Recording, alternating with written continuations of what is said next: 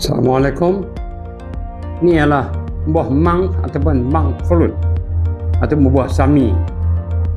Ini digunakan untuk membuat gula pemanis zero kalori dan juga digunakan dalam bikin cincau dan sebagainya. Buah ni datang banyak daripada negeri China. Jadi ada banyak sumber untuk gula pemanis zero kalori. Ada yang daripada chemical, ada yang daripada tumbuh-tumbuhan. So, ini dalam pasaran ada, kita boleh pilih dan juga ada kualiti yang berbeza. Jadi monk fruit ia di antara sumber pemanis kalori kosong yang bagus, sebab daripada dia kita rasa gula pemanis dia tu boleh campur dengan minuman sama ada dark chocolate, teh, kopi O, whatever, dia akan rasa real macam gula. Setengah bahan yang guna dalam zero kalori, dia ada after teh ada pahit sikit ada yang rasa payau dan pelbagai lagi. So kita kena pandai pilih mana yang sesuai dengan cita rasa kita. Jadi monk fruit. Di monk fruit ni, yang manisnya monk fruit ni datang daripada satu komponen nama mogroside.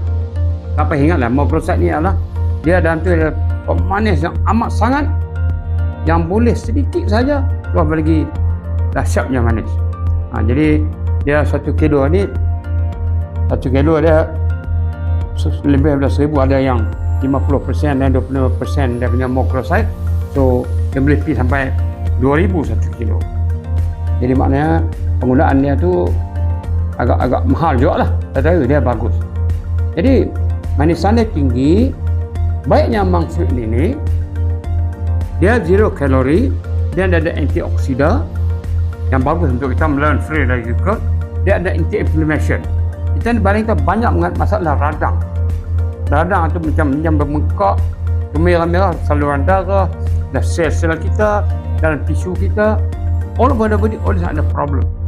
Serangan kebebas dan inflamasi menyebabkan saluran darah jadi sempit dan keras, menyebabkan usus tak elok, menyebabkan otak sakit.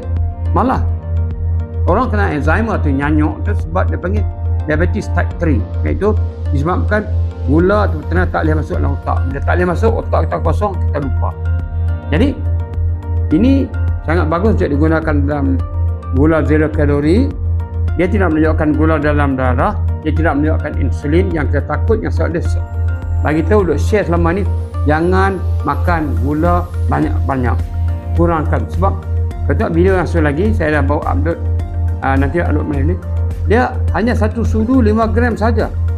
Lebih daripada itu akan ada mudarat. Itu pasal saya kata, lepas makan yang ada gula, jalan 15 minit bakar gula, dia tak sebab jadi lemak. Jadi monk fruit ada satu sumber pemanis yang bagus, ada antioksida, ada anti-inflammation, dan dia tidak ada impak pada roncakan insulin. Jadi dia ni kalau FDA dia kata GRAS, generally regarded as safe. Amnya diterima sebagai selamat. Ini. Sekian, terima kasih.